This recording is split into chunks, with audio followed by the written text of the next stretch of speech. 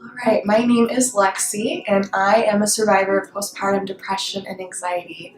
And I use that word because it really was something to survive. Definitely an experience that I will never forget, the hardest that I've ever faced in my life, but I can proudly and happily say I've survived it and I've overcome it and learned so much. I'm grateful. Being pregnant, I was so happy, and I thought for sure I was going to be a natural, and I was ready, and everything was so good. My little boy was born, and things went so well. I just remember that moment he was born, and it was just like heaven, and I loved him so much, and I was so grateful, and I was so excited. And then, 2 weeks to the day after my baby was born, I woke up, and I could not get out of bed. And there was like a light switch had been turned off, and all of a sudden my whole world was upside down. I felt empty inside. I felt like this shell of the Lexie that I used to be. It wasn't me anymore. And so I also had a lot of anxiety issues that came back, but in addition I had this new depression that I'd never experienced. And it wasn't like just being sad for me, it was like I wasn't myself. I was gone, I was empty. From the very beginning, nursing was really hard for me and my little guy, and it had to do with him latching on. It just wasn't working. After he turned a month and some support from my family, I decided I needed to just switch to bottle feeding and formula. And I felt like I had failed already as a mother. I wasn't feeling myself. I knew there was something wrong. I just felt like there's one more thing I did wrong. I'm supposed to be able to nurse my baby, and I can't do that. It was a blessing in disguise that he was able to be fed by who needed to be with him, because when he was about 6 weeks old, I hit this wall where I became suicidal. And it wasn't this dramatic, I am going to kill myself because I hate my life. It wasn't that. It was, I wish I had never been born. I can't feel this way anymore. I can't cope. I don't know what to do. I'm not me. And living, breathing, just getting out of bed is the hardest thing, let alone taking care of a sweet little baby. It was unbelievable how it was so hard just to live. And I didn't know what to do, and my amazing husband, who was trying so hard to support me and take care of us, said, I think we just need to take you to the hospital. I don't know what else to do. So I was taken to the ER, and they took me to a community hospital, a little community hospital that had a little wing for psychiatric patients. And they did what they could for me. They gave me some classes and some coping mechanisms, and some classes on learning how to cope with depression and anxiety, and they adjusted my medication, gave me some different medications and higher medication dosages, and I was there for 2 or 3 days, and they said, okay, I think you can do this, and they sent me home. And I was trying so hard. I thought, okay, I've gotten my little break, I've got the support I need, I'm ready to start again. But unfortunately, a couple weeks later, the same thing happened. I was in the situation where I didn't know what to do. I knew I couldn't quit, but I couldn't cope, and I didn't know what else to do. And I knew I couldn't give up. So I ended up in the same situation, back to that little hospital, back to the same routine. And after 2 or 3 days, I was sent home again. And I was sent home just in time for Mother's Day. And it was very bittersweet. I was able to spend that with my little boy, but it was just heartbreaking because I just felt like a failure of a mother.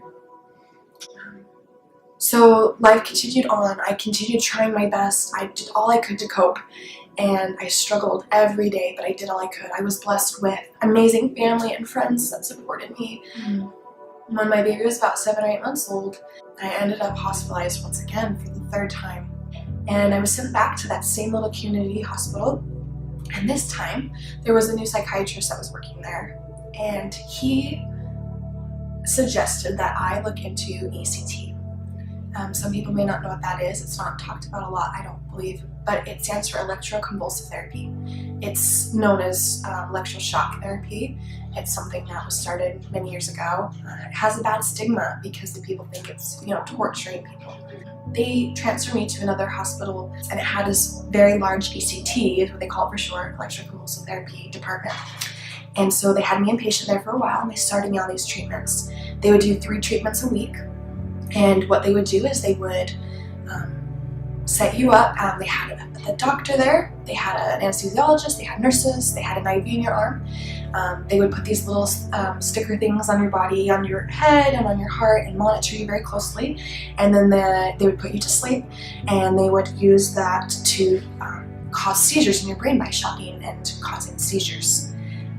You were all asleep, completely knocked out. and then you wake up and recover from it. For me, I would be very, very groggy for most of the whole day after that. Just trying to recover from that, the anesthetics, sorry, I can't say the word very well. But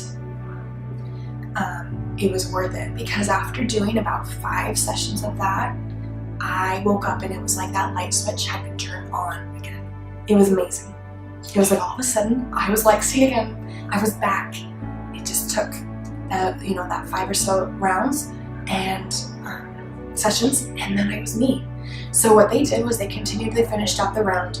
They finished out about 12, and partway through, because I was doing so well, they were able to send me home, and I could do an outpatient where I just came in for the day, came home and recovered, and then I was on my way back to feeling myself. It was amazing. I finished out, I finished strong, and I was myself again, and I was feeling so good. I was enjoying life again. I was happy. It was a miracle. And then about 2 weeks after my last session, I relapsed. I woke up and I was depressed again, and I thought, what in the world? This fixed it, and now it's not working. What am I going to do? So then I called the hospital back. I said, what do I do? It was working and now it's not. And they said, you know what? Come back in. We're going to get you back to a good place. They started the session, another session. They started the rounds again, and I was able to get back to feeling better quicker that time after just a few. And they said, what we're going to do for you is we're going to spread out these so that we can wean you off of it, so that your brain is getting more used to it, and instead of stopping cold turkey like last time. So what they did was they got me back up to feeling good again, and then they spread it out to once a week, or once every 2 weeks, once a month. And once I got to the 6-week gap, I was able to call and cancel and feel confident in that decision, that I didn't need another session, and I was grateful.